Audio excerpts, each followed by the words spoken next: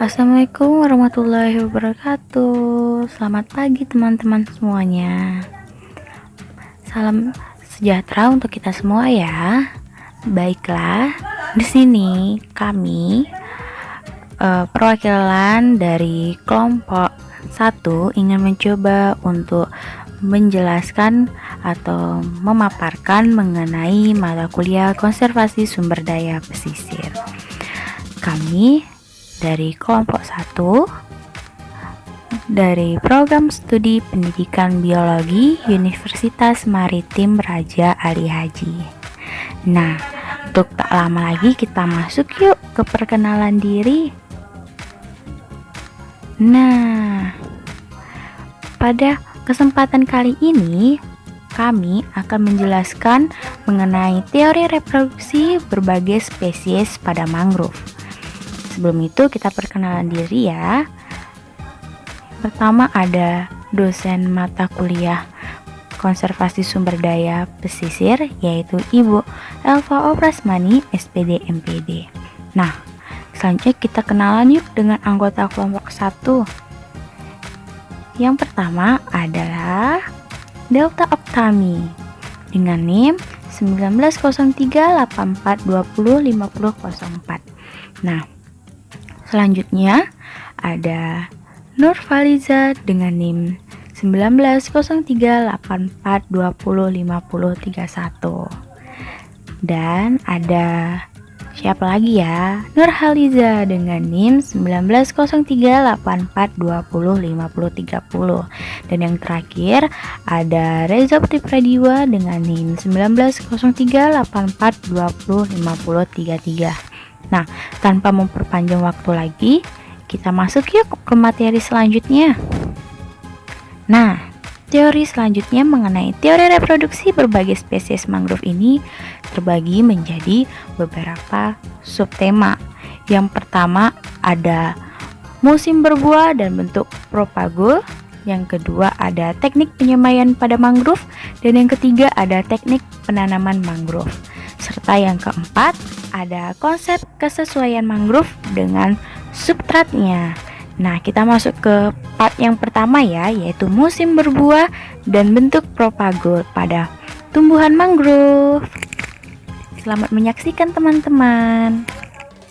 Baiklah, kita masuk ke materi yang pertama ya, mengenai musim berbuah dan bentuk propagul pada tumbuhan mangrove. Nah, untuk materi yang pertama ini akan dijelaskan oleh saya sendiri, yaitu Reza Putri Pradiwa. Kita masuk yuk ke pembahasan yang pertama. Sebelum kita masuk ke pembahasan mengenai musim buah pada mangrove, kita di sini akan memahami terlebih dahulu apa sih itu mangrove. Nah, mangrove merupakan salah satu jenis tumbuhan dikotil dari hasil kegiatan budidaya ataupun diambil langsung dari alam yang biasanya berasal dari habitat air payau ataupun habitat air laut. Nah, itu untuk mempelajari lebih dalam mengenai mangrove ini sendiri, baik cara sistem reproduksi dan lain sebagainya, akan kita masuk yuk ke materi selanjutnya, yaitu kapan sih waktu yang tepat dalam musim berbuah pada mangrove ini? Nah, kita masuk ya. Kapan waktu yang tepat dalam musim berbuah pada mangrove? Bakal atau bibit yang tepat dan berkualitas merupakan salah satu faktor utama yang mampu menunjang keberhasilan suatu kegiatan rehabilitas atau reboisasi. Serta waktu yang tepat untuk proses pembibitan mangrove biasanya menyesuaikan dengan musim berbuah karena musim benih atau buah hingga matang sangat bervariasi dari tahun ke tahunnya, tergantung dengan kondisi cuaca pada tahun itu. Setelah buah matang, itulah pada masanya pembibitan mangrove akan dimulai. Selanjutnya, musim berbuah pada jenis-jenis mangrove. Nah, contoh yang pertama ini ada bakau atau Rhizophora sp. Nah, di sini teman-teman mungkin bisa melihat ya, pada gambar tersebut dapat teman-teman lihat pada gambar yang pertama ini ada kelopak bunganya, ada mahkota bunganya, ada benang sari dan juga putik. Mungkin teman-teman dapat zoom ya. Nih. Tada. Nih, yang pertama ini di atas yang warna kuning itu adalah kelopak bunga atau bahasa latinnya calyx. Yang kedua itu ada mahkota bunga. Dan yang ketiga itu di tengah ada benang sari atau polen. Dan yang di tengahnya lagi ada putik atau style. Nah, di sini mungkin ada gambar ininya ya. Gambar secara besar nih pada bakau Rhizopora sp. Nah, selanjutnya apa sih ciri-ciri dari Rhizopora sp ini sendiri? Nah, untuk ciri-ciri pada Rhizopora sp ini sendiri ada dua macam nih teman-teman. Yang pertama, bakau merah atau R. mucronata, kotiledonnya berwarna kuning. Nah, tadi telah kita jelaskan ya, kotiledonnya itu berwarna kuning. Panjangnya minimal hipokotilnya itu 50 cm. Nah, yang kedua, bakau atau Minia R. apiculata ini kotiledonnya berwarna merah. Wah, merah kekuning-kuningan. Berarti hampir mirip ya dengan bakau merah R. mucronata. Bedanya hanya dari kotiledonnya saja. Dan mungkin hipokotilnya juga berbeda, yaitu dengan panjang minimal hipokotilnya itu 20 cm. Mungkin itu yang dapat membedakannya ya teman-teman. Dan kapan sih musim berbuah pada bakau atau Rhizopora sp ini? Nah, musim berbuah yang tepat itu mereka pada bulan September hingga bulan November. Baiklah, kita masuk ke materi selanjutnya ya, yaitu musim berbuah pada jenis-jenis mangrove. Yang kedua ada Tanjang atau Bruguera gymnorrhiza. Nah, pada jenis mangrove yang kedua ini terdapat ciri-ciri kotiledonnya berwarna coklat. Nah, ini ya teman-teman, berwarna coklat. Wah, keren sekali. Nah, selain itu, panjang minimal hipokotilnya 20 cm, berarti sama dengan yang tadi ya. Nah, musim berbuah pada Tanjang atau Bruguera gymnorrhiza ini terjadi pada bulan Juli hingga bulan Agustus. Nah, ada lagi tak ya jenis-jenisnya? Wah, masih ada ya. Yang ketiga ada Pedata atau bogem, yang biasa dengan bahasa latinnya Soneratia alba. Nah, ciri-ciri pada pedada atau bogem ini sendiri memiliki diameter minimal buahnya 40 mm yang mana terapung di air. Nah, pada jenis Soneratia alba ini musim berbuahnya itu terjadi pada bulan September hingga bulan Desember. Wow, keren ya teman-teman. Nah, ada lagi nih yang keempat, yaitu tengal atau Careops tagal. Nah, pada jenis yang keempat ini memiliki ciri-ciri kotiledonnya itu telah tumbuh sepanjang 1 hingga 1,5 cm. Wow, panjang minimal hipokotil 20 cm. Nih, mungkin teman-teman bisa lihat nih, yang ini nih, yang hijau-hijau ini yang panjang. Wow, keren ya teman-teman. Nah, kapan sih musim berbuah pada tengal atau Careops tagal ini? Nah, musim berbuahnya ini terjadi pada bulan Agustus. Agustus ya. Wah, bisa ditelusuri teman-teman. Nah, untuk yang selanjutnya atau yang terakhir ada api-api atau Avicennia marina. Pada Avicennia marina ini, warna buah hijau kekuningan. Beratnya sebesar atau sekitar 1,5 gram. Wow, lumayan berat ya teman-teman. Nah, musim berbuah atau pada api-api atau Avicennia mariana ini terjadi hanya di bulan Januari saja. Mungkin teman-teman kalau ingin melihat buah api-api atau Avicennia marina ini bisa dilihat pada bulan Januari ya. Nah, selanjutnya Nah, kita masuk ke bentuk propagula yang dapat disemai. Nah, pada kali ini kita akan memahami mengenai bentuk propagula yang dapat disemai sehingga terjadilah proses penyemaian ataupun penanaman berlangsung. Nah, apa sih bentuk-bentuk pada propagula yang dapat disemai ini? Nah, ini teman-teman sudah jelas ya di gambar di samping itu sudah diberi nomor dan ada penjelasan juga di sampingnya. Pada poin atau gambar yang pertama itu adalah tangkai. Dan yang kedua itu adalah kelopak buah. Dan yang ketiga itu terdapat bakal daun. Mungkin teman-teman sudah paham ya, karena di situ sudah ada poin-poinnya untuk mempermudah teman-teman memahami bentuk dari propagula yang dapat disemai ini. Nah, kita lanjut yang keempat itu buahnya. Berarti yang bulat itu tuh adalah buahnya ya teman-teman.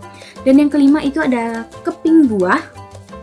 Yang keenam ada hipokotil dan yang terakhir yang panjang itu adalah radikula. Itu bukan tangkai ya teman-teman, takutnya teman-teman mensalahartikan itu adalah tangkai, tetapi itu adalah radikula. Nah, mungkin ini saja yang dapat saya sampaikan. Terlebih dan kurang saya mohon maaf. Wabillahi taufiq wal hidayah. Wassalamualaikum warahmatullahi wabarakatuh. Yang selanjutnya adalah teknik penyemaian pada tumbuhan mangrove. Nah, terdapat dua cara dalam teknik penanaman tumbuhan mangrove. Ada yang penanaman secara langsung dan juga ada penanaman melalui penyemaian atau pembibitan. Nah, untuk penanaman secara langsung, umumnya tingkat keberhasilan hidupnya relatif rendah atau presentasenya hanya sekitar 20-30%. Sedangkan untuk teknik pembibitan sendiri, tingkat keberhasilannya itu mencapai 60-80%.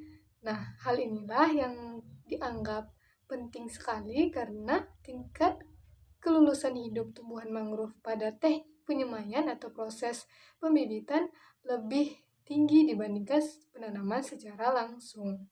Nah, terdapat beberapa jenis mangrove seperti Rhizopora, seperti Caryopsis, ada juga Bruguiera, ada juga Escherichia, dan juga Avicennia dan Saneratia. Nah, umumnya untuk teknik penyemaiannya pada beberapa jenis tersebut itu sama saja.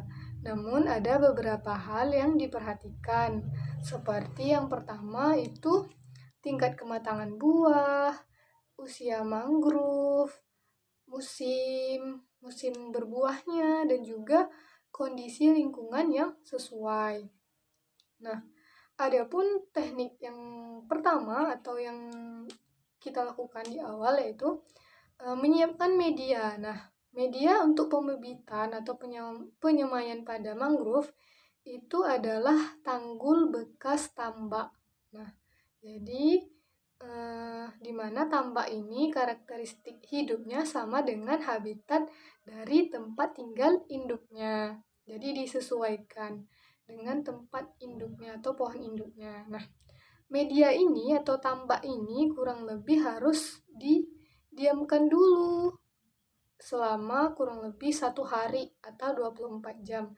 Hal ini agar mendapatkan hasil yang sesuai tempat hidupnya agar tidak lembek dan basah juga. Nah, selanjutnya media yang sudah disediakan akan dimasukkan ke dalam kantong polybag. Nah, jadi si tambak tadi, tanah yang telah dibiarkan selama sehari, selama sehari semalam 24 jam diambil lalu dimasukkan ke kantong polybag yang berukuran lebarnya itu 12 cm dan panjangnya 20 cm. Lalu setiap polybag itu diberi lubang-lubang minimal 10 lubang-lubang kecil. Nah, selanjutnya buah yang disemai adalah setiap satu polybag berisi 1 buah. Selanjutnya kita masuk ke tahap penanaman atau penancapan dari buah tersebut. Nah, untuk proses ini hanya 1/3 dari ukuran buah tersebut. Misalnya ukuran buahnya 10 cm nih. Nah, yang masuk ke dalam tanah atau ke dalam polybag-nya itu hanya 7 cm saja. Sedangkan 3 cm-nya dibiarkan menonjol. Nah, setiap 66-10 benih diikat agar tidak mudah rebah. Nah, rebah di sini maksudnya kita agar si tumbuhnya itu memang ke atas gitu, tidak jatuh atau tumbuhnya ke samping. Nah, setelah itu selama 1 bulan akan tumbuh daun pertama. Nah, jadi setiap bulan mungkin pada tahap awal akan tumbuh 1 daun, 1 bulan 1 daun. Nah, ini tergantung juga dari tingkat kecepatan atau kesesuaian terhadap tempat hidupnya sehingga dia lebih mudah untuk beradaptasi dan hidup. Dan mungkin itu saja teknik penyemaian pada tumbuhan mangrove.